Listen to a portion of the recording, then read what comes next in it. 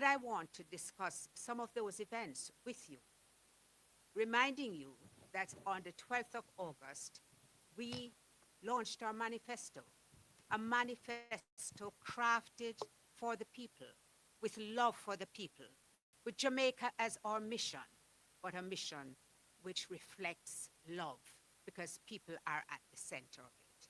I don't think that the government liked it much, but I think they were also shocked by the boldness and the confidence in which we articulated our plans. So I gather that on Sunday night, they have decided to do something which they consider to be quite unique, never done before, in the country, in another parish apart from Kingston, to persons who are their very die-hard base, their own supporters, not a manifesto for the people of Jamaica, but a manifesto which is to be delivered to their supporters at a mass rally. They think that is something bold. I think that it reflects who they are. We of the People's National Party are committed to building a Jamaica that works for all of us and not just for a few. And our manifesto reflects that. We will, very shortly, be also launching what we call a Manifesto Light, which is really ideas which we are taking from our present manifesto. But there are some which we will be introducing for the first time, simply because we know that those who accuse you of copying and pasting do so because they are experts at it. We have had this experience before. It is not a new thing. We have heard ideas articulated by one of our spokespersons, Damian Crawford, who suggested that the GCT on electricity should be removed or lowered for certain sets of persons. And it was scoffed at by no less a person than the Minister of Finance himself, only to see it being implemented. We recommended that GCT should be reduced. Again, we were ridiculed, and then it was implemented. So we are accustomed to it. We are accustomed to putting forward our ideas and having them taken. Indeed, the Prime Minister has boasted that he's ready to be everybody's baby father. He will take your ideas and he will implement it. So personally, I don't understand the excitement which is now being demonstrated by the campaign committee. There is a history and a track record. You know, what is fascinating is that for the last 19 years, Jamaica has been led for 15 of those years by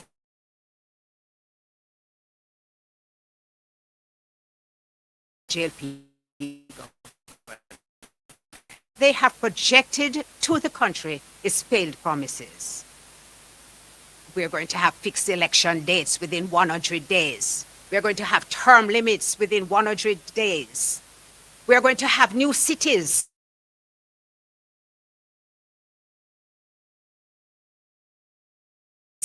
Port in Trelawney, a new city in Negril.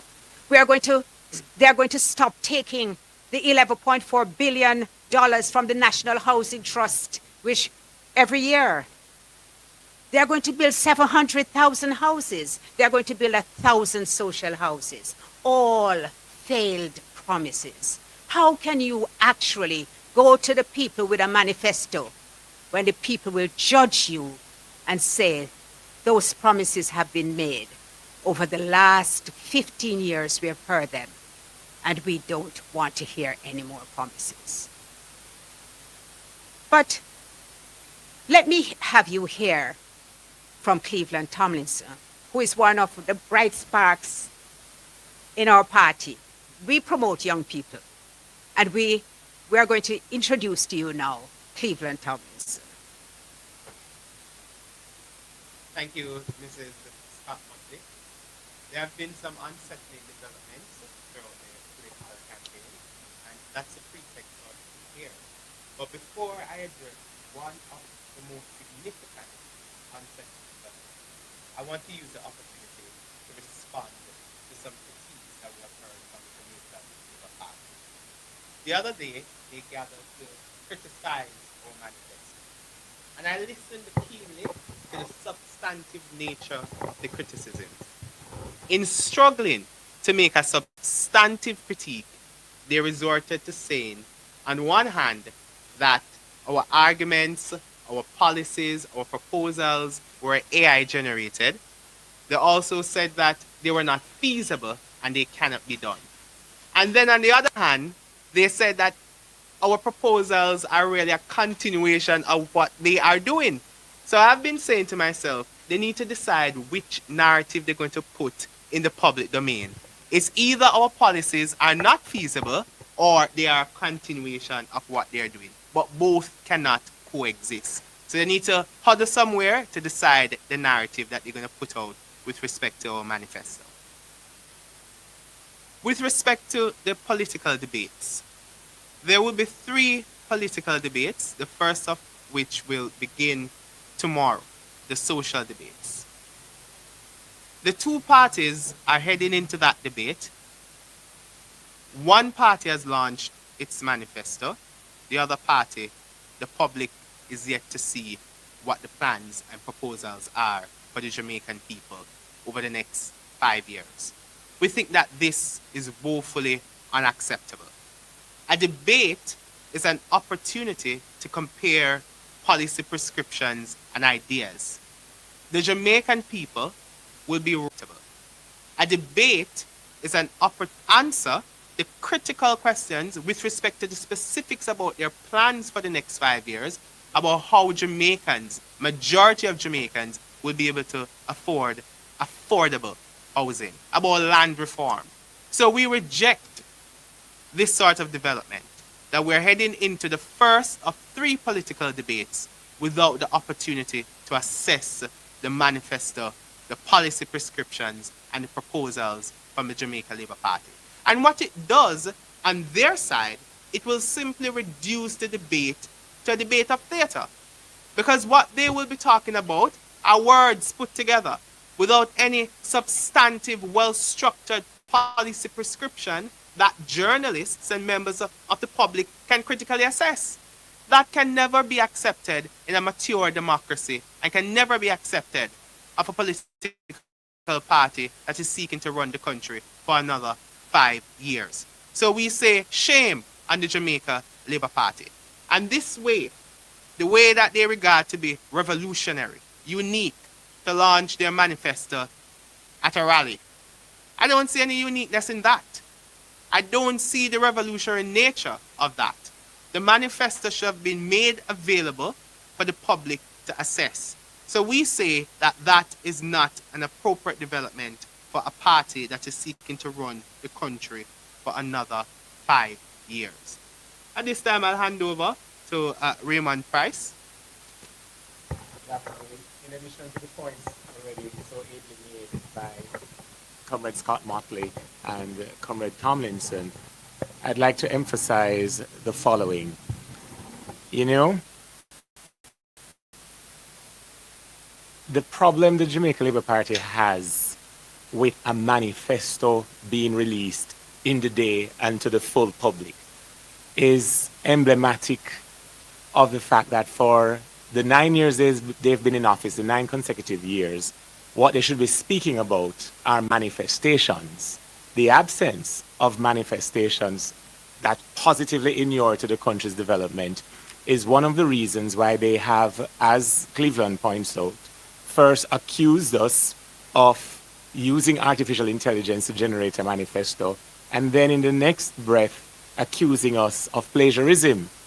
Well, I can refute the suggestion that we've cut and paste, because we certainly have not cut from Tufton's record any intention, as we drill down to the details, to inflate at $31 million to the public purse an item, a tool, that cost less than $2 million. We have no intention to, nor have we cut and pasted the continuation targets, is to give them the grand total dollars over 2 months. On the other hand, if that student matriculate at a tertiary institution they'll be given an entire scholarship for the duration of their pursuit of their degree.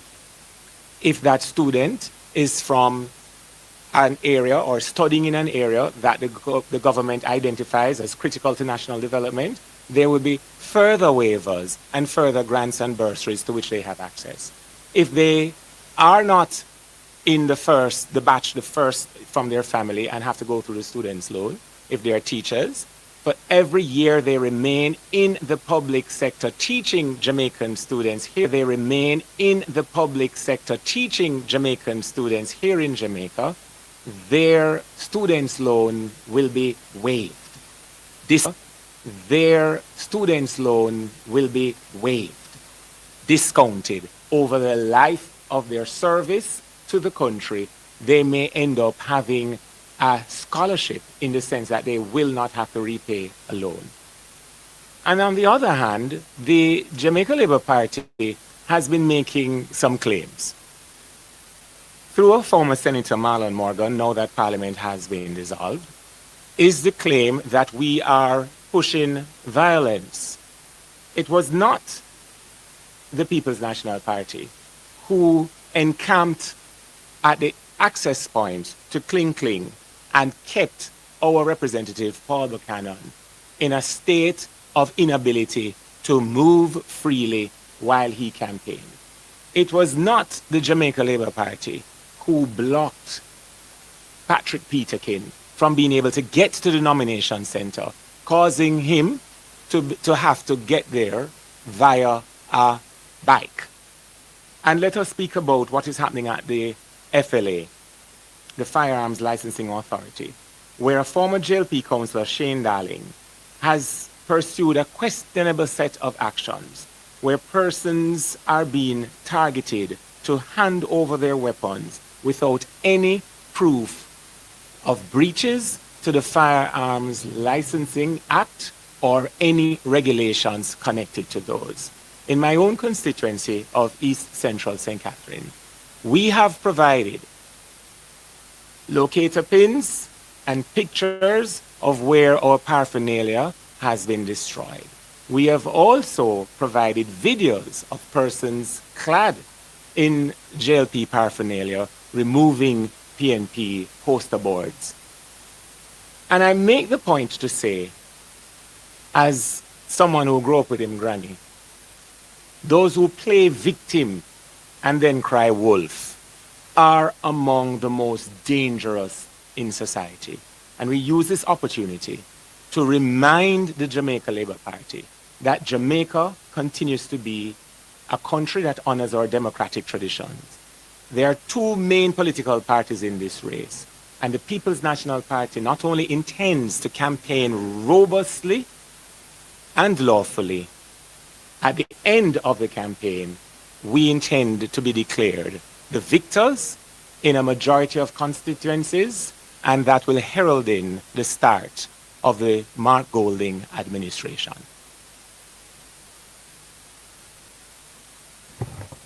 Thank you, Raymond. I want to address one issue which has been personally very disturbing to me, and it is the allegation that the People's National Party has blacklisted journalists. I want to say to those journalists who are here present and those who will be listening to this feed that we have the highest regard for that profession, and we expect them to maintain very high standards. The fact that this matter was made public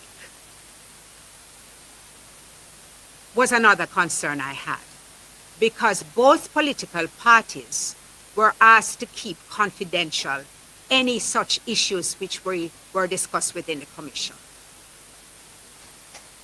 And from all accounts, Abka Fitz-Henley, former senator, gave an interview to the Observer in which he made public the views which were discussed and which were held. That is wrong. And the journalistic profession ought to be very concerned about that breach. Going forward in the debates, it's very important that all the journalists who participate are seen as being credible professionals. Now, we did not blacklist, but we did object very strenuously to the participation of persons from a particular media house. And it is no secret which media house that would be. If you have the head of a media house inviting persons within the party to box down their general secretary, you have to wonder what would motivate not that comment and the viciousness behind it. Indeed, he was prompted to come back on air to apologize for his unseemly remarks. That same person has made unsubstantiated allegations accusing the People's National Party of shooting up their headquarters. That should be condemned. We have had journalists, we have had persons from that network who have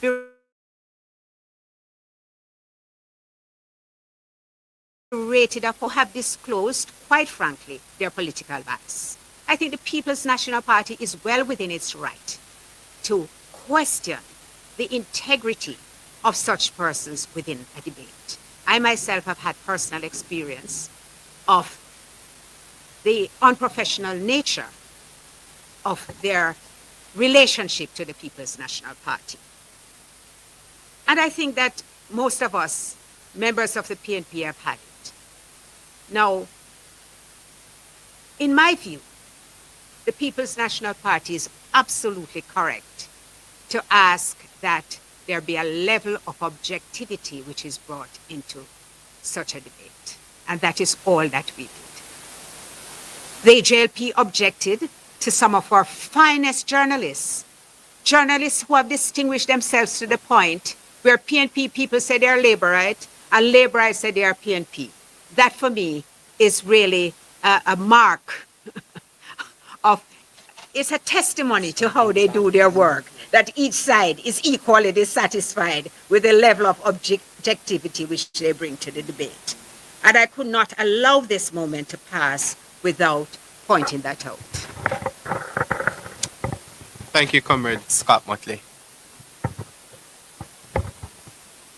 At the press conference, the Jamaica Labour Party questioned and made untruthful comments about the funding leaders' budget presentation in March with respect to how we are going to fund our proposals.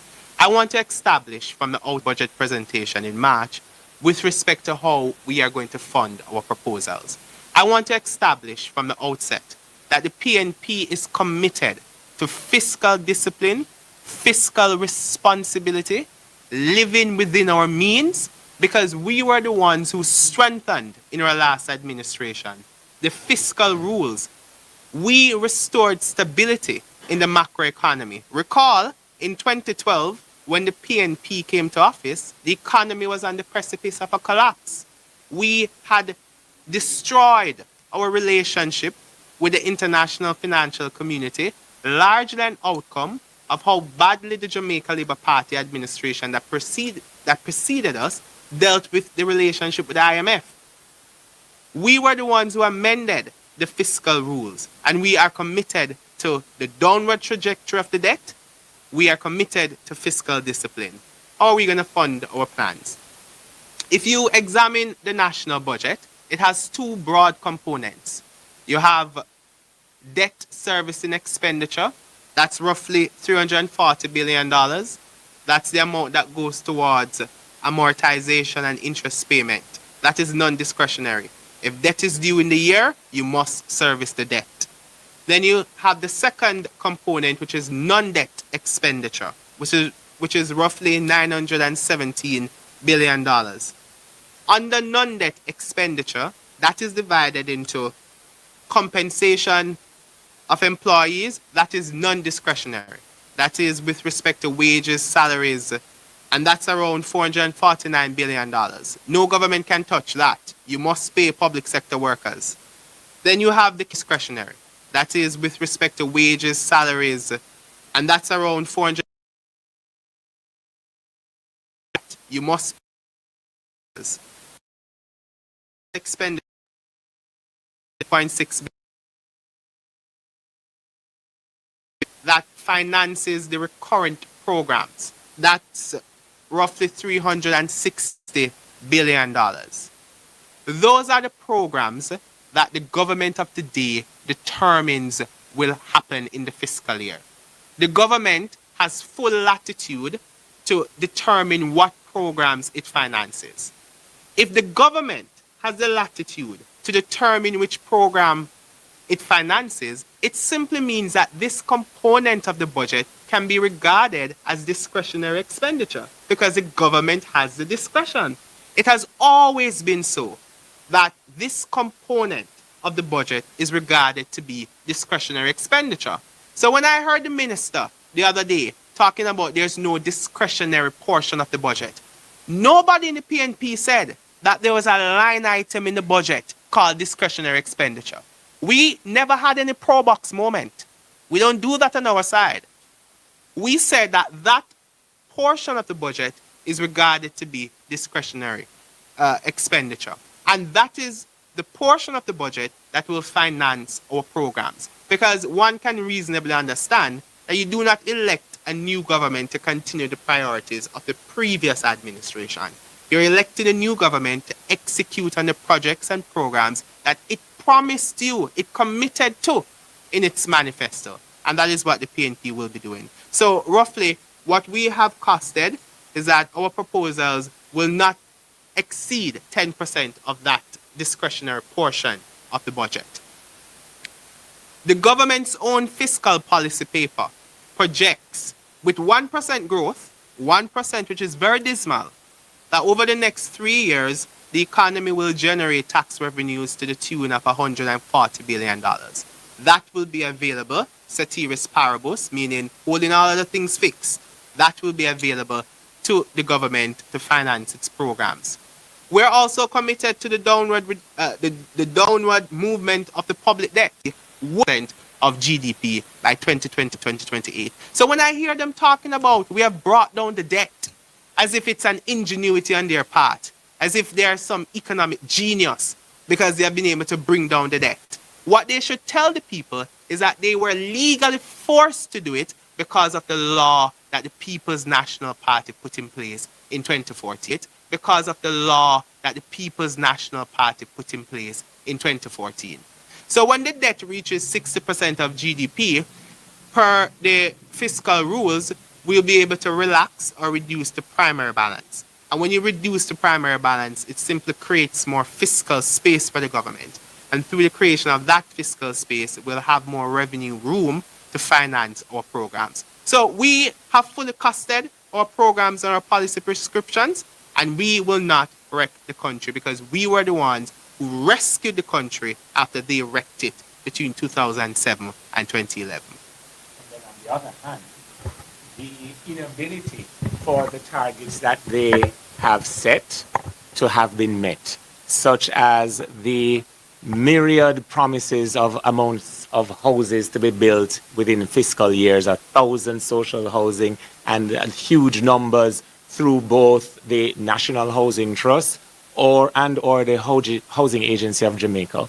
I'd like to address and remind the country, as Comrade Scott Motley had started to do at the start, that in the period Cleveland refers to, when Jamaica's economy was nearing collapse, a decision approved by the Parliament for a specified period then to extract from the National Housing Trust roughly $11 billion per year to assist with the recurring expenditure as well as paying public sector salaries. The then government was taken to court by the then Jamaica Labour Party led opposition. They've been in government now for 9 years, and each of those years they have continued to extract from the National Housing Trust this $11 billion plus dollars. That has so constrained the NHT that it has been unable to provide the low-income housing that it has been mandated by law when it was established in the 1970s to provide.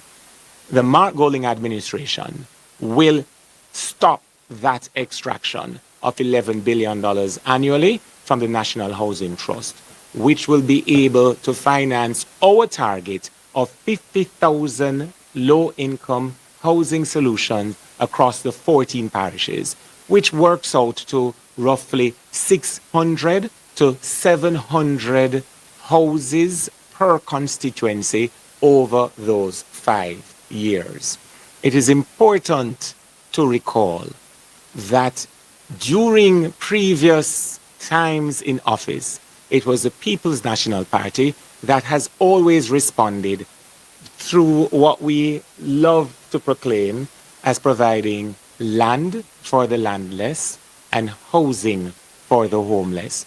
When you look at Portmore, I could not go back to East Central St. Catherine if I did not make recognition of Cedar Grove, Silverstone, Portmore Pines, Morris Meadows, Meadowvale, Surrey Meadows, Caymanna Site A, Caymanna Site D, and Hamilton Gardens, all established during the tenure of respective and successive and successful People's National Party administrations. And it's not limited to Portmore. There are, not far from this headquarters, Pines of Karachi, Long Mountain, and there is Mona, there is Harborview. So our record on housing propels us to be able to make the commitments that when we are returned to office, we will pick up the slack and go further ahead in providing this critical asset which transforms Jamaicans from welfare to well-being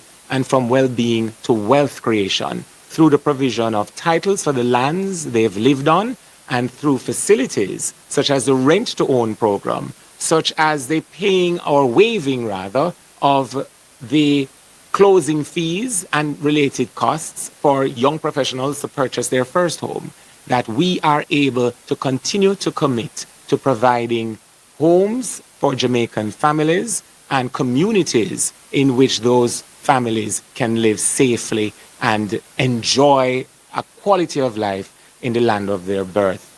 All of which, by the way, have not been achieved during these 9 years. And I could ask it this way to each of you watching with just a quip. How many Jamaicans presently sleep with their windows and doors open?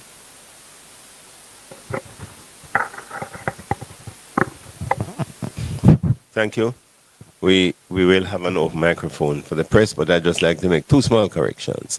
One, during Mrs. Scott Motley's presentation, she said 700,000 houses were promised. It was in fact 70,000. And during Mr. Price's presentation, he said the JLP was not responsible for pinning down our candidate in West Central last night. It was in fact the JLP that was responsible for that. I'm sure. And thank you very much for that I'm correction. sure. You know that I'm very sensitive about anything which seems as though I'm trying to mislead anybody. I know. Anyway, would anybody present? Any questions? Any questions? What about, thank you. Good afternoon. Carla Ramlin from CVM TV. To Mrs. Donna Scott Montley, you announced that there will be a manifesto light.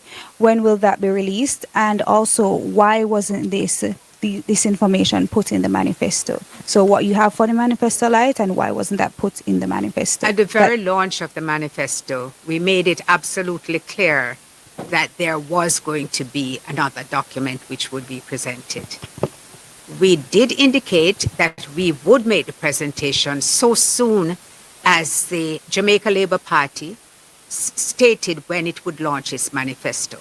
Accordingly, on Monday morning, at a press conference, we will be sharing our manifesto light with the public and with the press.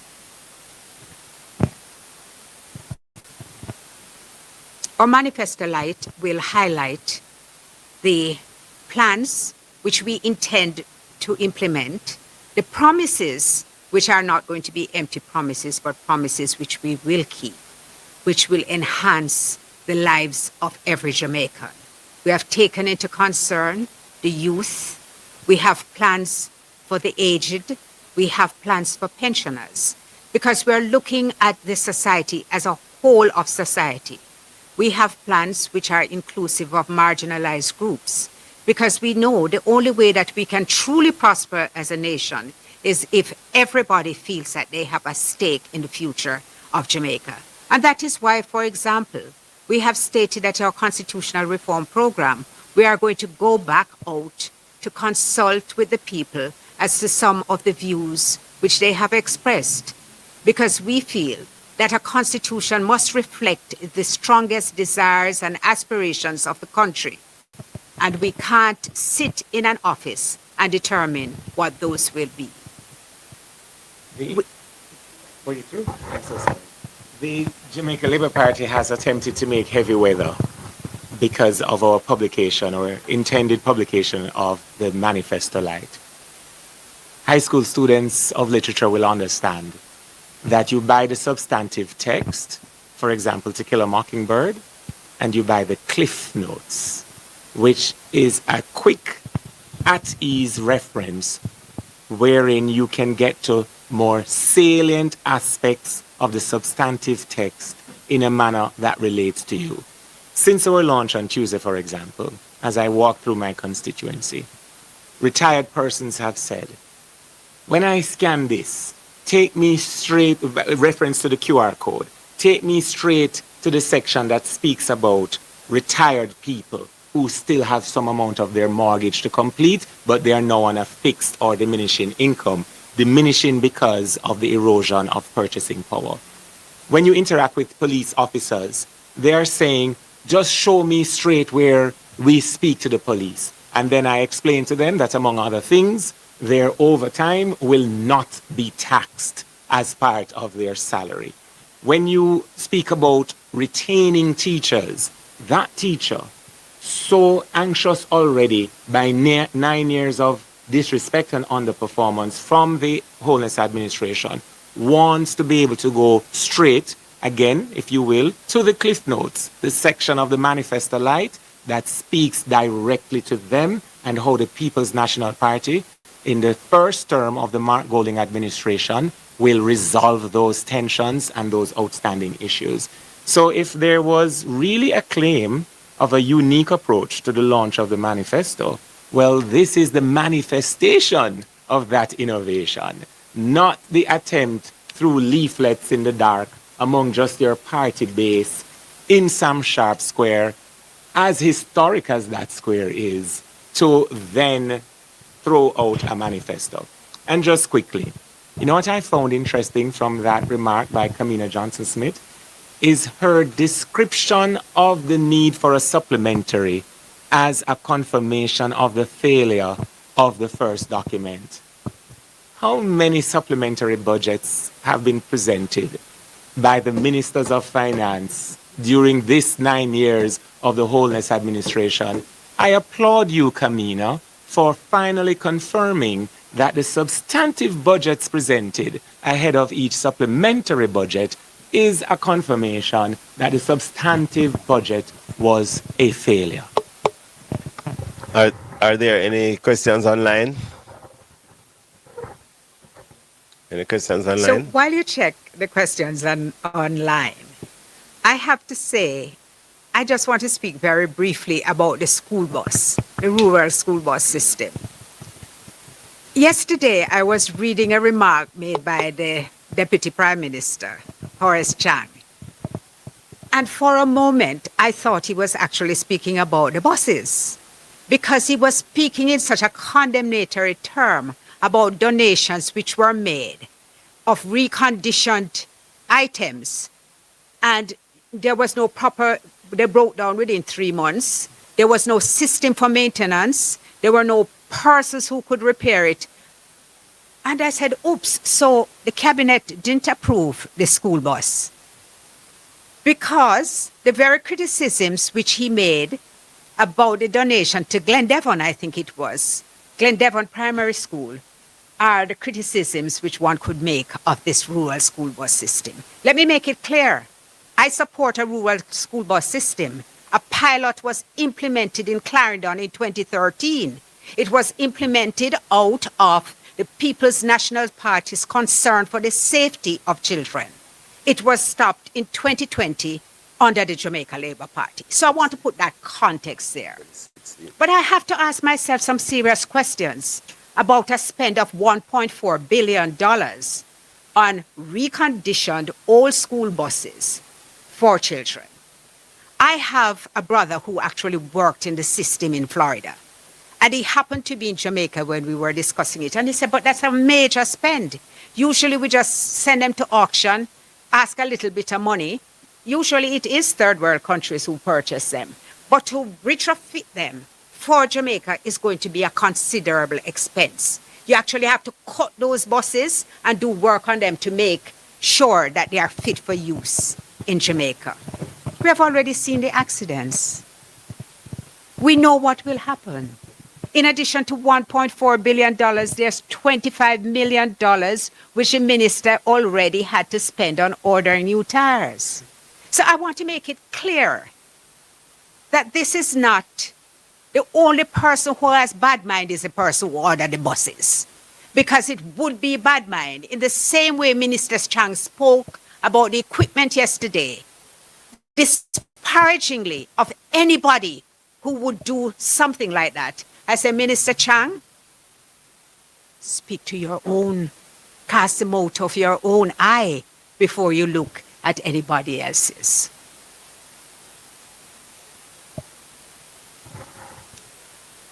So if there are no further questions, I want to thank you all. Those persons online who have been messaging me while the discussion has taken place, I want to thank you for having participated. In wrapping up, just to say there are no further questions online, but just would like to remind the media that our Manifesto Light will be launched on Monday morning. It is not a supplementary document. It is a document, a companion document.